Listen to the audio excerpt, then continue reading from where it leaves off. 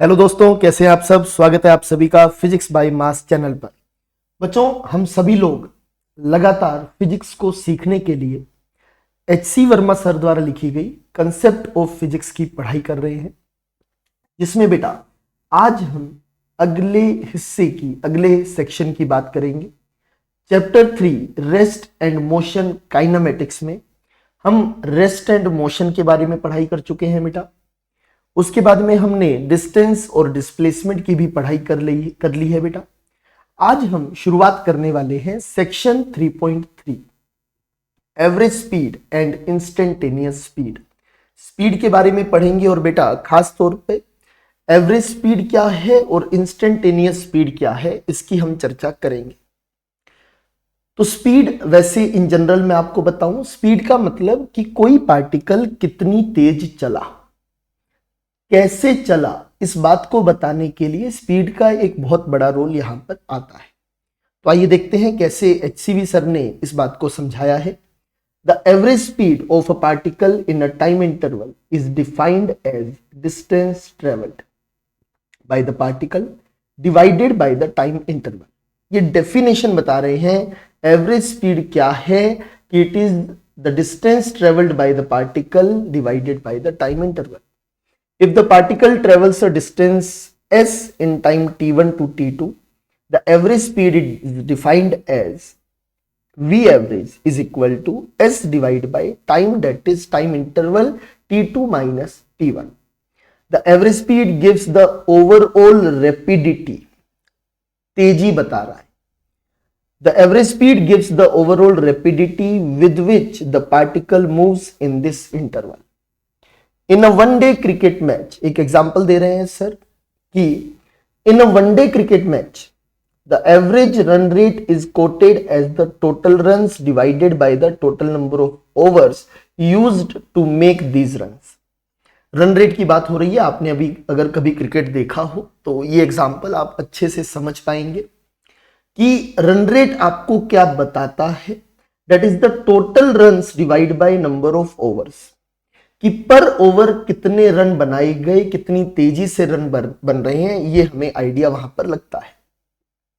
वैसे ही कोई चीज कितना तेज चल रही है, how rapidly a particle is moving, ये कौन बताएगा हमें? Speed. Some of the overs में बी एक्सपेंसिव एंड सम में बी इकोनॉमिकल, कि किसी ओवर में, एक ओवर में 10 रन चले गए, हो सकता है उस एक ओवर में आपके पास में 2 रन भी गए हो। तो कभी बहुत तेज कभी बहुत धीरे बैट्समैन खेले हो सकते हैं, बट ये आपको ओवरऑल आइडिया देगा। Similarly the average speed gives the total effect in the given time interval. The rapidity और slowness may vary from instant to instant, हम उसकी बात नहीं कर रहे हैं। When an athlete starts running he or she runs slowly and gradually increases the rate, right, कि धीरे धीरे वो तेज चले। यहां पर एक टीवी स्क्रीन सर ने बनाई है जिसमें भारत की टीम 210 रन बनाकर 4 आउट हैं, 42 ओवर्स हो चुके हैं। हर ओवर में कितने बनाए हमें नहीं पता है, but on an average her over में 5 रन बनाए हैं। 210 डिवाइड बाय 42, कि हर ओवर में एवरेज 5 रन अगर बनाए जाते तो भी यही स्कोर होता। प्रीवियस ओवर में जबकि कितना स्कोर था बेटा? 16, बट हम पर ओवर की एवरेज निकाल रहे हैं तो it comes out to be 5। We define the instantaneous speed at a time t as follows, क्योंकि यहां से आपको यह अंदाजा लगा कि ओवरऑल मोशन कैसा हुआ, बट हमें ओवरऑल की बात नहीं करनी। हमारी इच्छा है कि भैया ये मत बताओ कि ऑन एन एवरेज क्या स्कोर है, आप तो ये बताइए अभी इस ओवर में कितने रन हुए, अभी आपकी क्या स्पीड है वो बताइए। जैसे लास्ट ओवर में 16 रन बने थे, तो ऐसे बताइए इस इंस्टेंट पर आप कितनी तेज चल रहे हैं वो बताइए। So instantaneous speed, we define the instantaneous speed as at a time t as follows. Let delta s be the distance travelled in a time interval t to t plus delta t। मतलब delta t के interval में कितना चले बेटा? Delta s। Differentiation की आपको थोड़ी थोड़ी यहां पर याद आई। The average speed in this time interval is V average बराबर delta s by delta t। V average कैसे लिखेंगे? Total distance upon total time, वो तो लिख ही रहे। Now make delta t vanishingly small, बहुत छोटा बनाइए ताकि ये टाइम इंटरवल इतना छोटा हो जाए कि टी और T plus delta T almost बराबर हो जाए। And look for the value of delta S by delta T. Remember delta is S is the distance travelled in the chosen time interval delta T. As delta t approaches 0, the distance delta s also approaches 0. तो 0/0 बनेगा बेटा, but the ratio has a finite limit, कि distance भी बहुत कम चलेगा, time interval भी बहुत छोटा है, बट छोटा डिवाइड बाय छोटा आपके पास यहां पर एक फाइनाइट वैल्यू आ जाएगी। The instantaneous speed at a time t is defined as, कैसे डिफाइन करेंगे, आपने एवरेज लिखा delta S by delta T, उसे आप इंस्टेंट पर ले जाइए, डेल्टा टी छोटा कर दीजिए, तो लिमिट लगा दी बेटा कि डेल्टा टी टेंड्स टू 0 है, तो ये बन गया बेटा क्या, ds by D T. Where s is the distance travelled in time t, the average speed is defined for a time interval and the instantaneous speed is defined for a particular instant, at a particular instant. Instantaneous speed is also called speed, अकेला speed से भी आप इसे लिख सकते हैं। तो कभी पूछे कि बताओ 2 सेकंड पर क्या स्पीड है, तो स्पीड का मतलब आपसे वो इंस्टेंटेनियस स्पीड ही पूछ रहे हैं। यहां पर इसी बिहाफ पर एक एग्जांपल भी सर ने दिया है कि the distance travelled by a particle in time t is given by s is equal to 2.5 t square. Find the average speed of the particle during time interval 0 to 5 second and instantaneous at t बराबर 5 second. I request to all of you, आप सभी यहां पर video को pause कर लीजिए बेटा, इसके बाद मैं इस सवाल का डिस्कशन शुरू करूंगा। तो आइए देखते हैं कैसे HCV सर ने इस सवाल को सोल्व किया है। The distance travelled during time 0 to 5 second, कितना डिस्टेंस चला, एवरेज निकाल रहा हूं बेटा, तो total distance upon total time. So distance traveled in 5 seconds is, t को 5 पुट करेंगे बेटा, 2.5 मीटर पर सेकेंड स्क्वायर इंटू 5 स्क्वायर, ये बनता है बेटा 62.5 मीटर, इतना हम चले।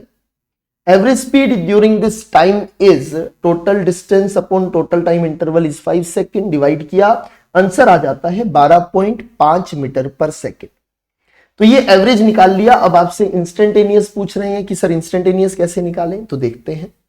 s is equal to 2.5 T square, right, ये आपके पास में इसका टाइम के साथ फंक्शन है डिस्टेंस का।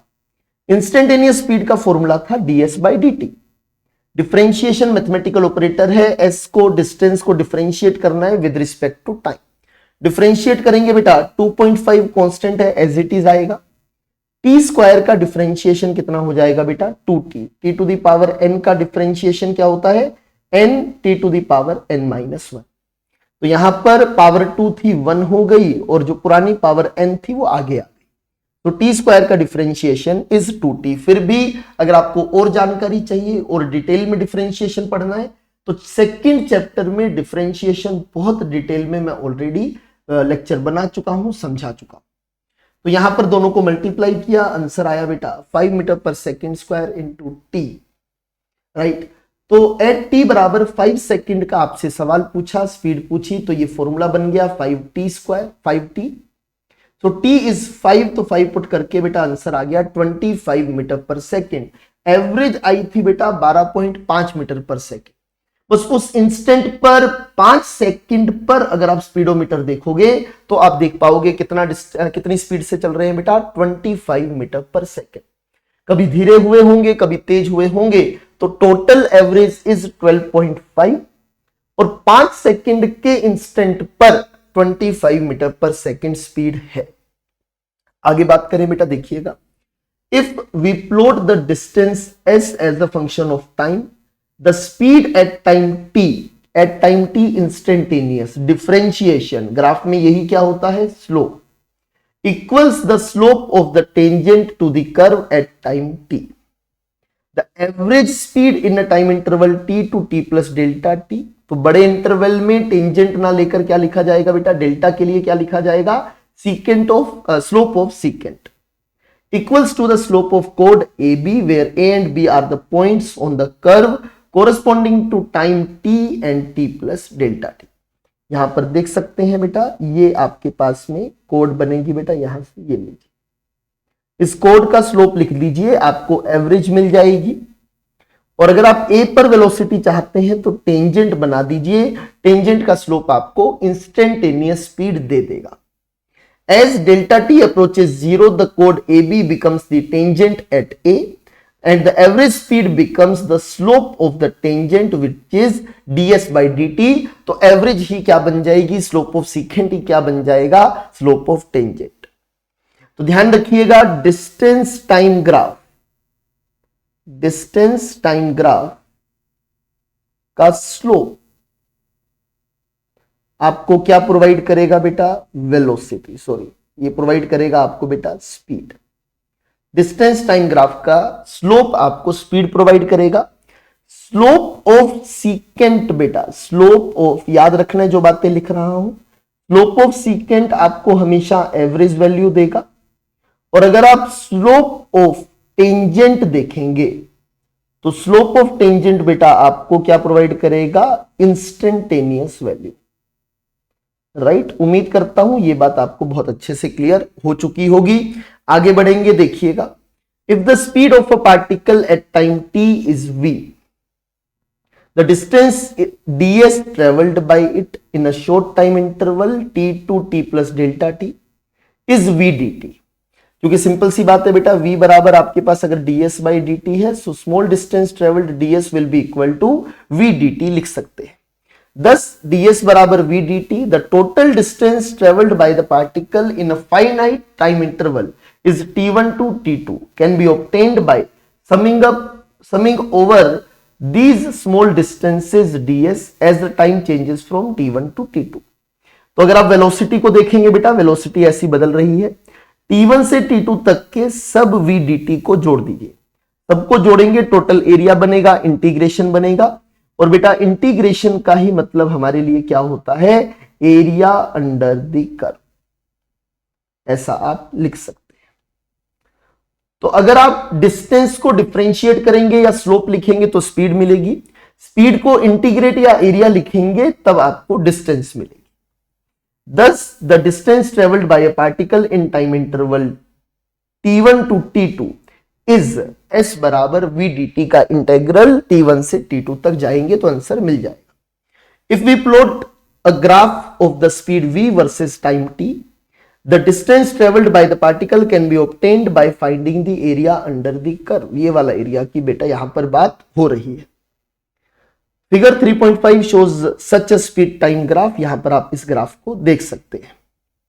To find the distance traveled in time interval t1 to t2, we draw ordinates from t1 and t2। ये vertical lines आपने बनाई। The area bounded by the curve vt, the x-axis and the two ordinates t1 and t2 shown shaded in the figure, ये वाले area की बात हो रही है, gives the total distance covered। तो total distance ग्राफ से निकालना है तो एरिया लिख दें बेटा, वेलोसिटी स्पीड टाइम ग्राफ का। और अगर स्पीड निकालनी है बेटा ग्राफ से तो स्लोप ऑफ टेंजेंट लिख दें डिस्टेंस टाइम ग्राफ का। तो आइए देखते हैं बेटा, टेंजेंट का स्लोप लिखेंगे तो इंस्टेंटेनियस, सीकेंट का स्लोप लिखेंगे तो एवरेज वैल्यू मिलेगी।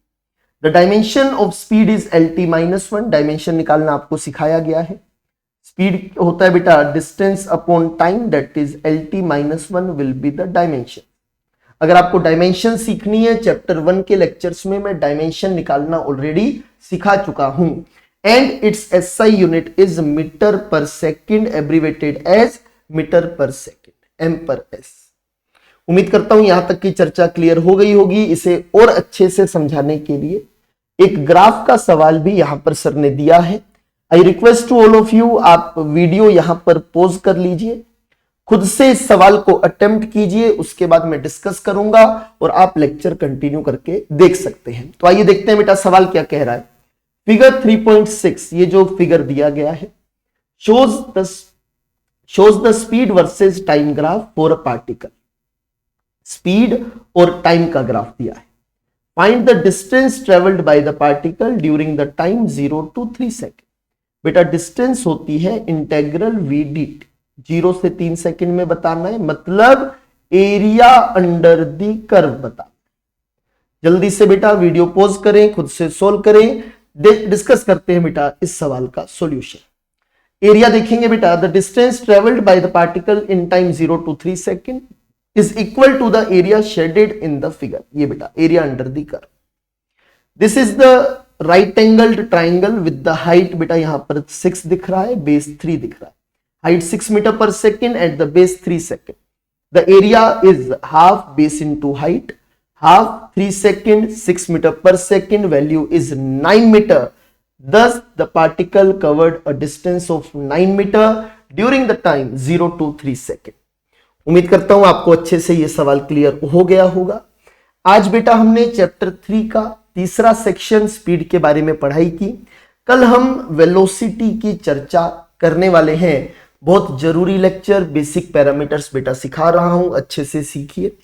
इन पैरामीटर्स का यूज आगे फिजिक्स के बहुत सारे चैप्टर्स में होने वाला है। इसी तरह मन लगाकर पढ़ाई करते रहिए। मुलाकात होगी अगले लेक्चर में। Thank you very much.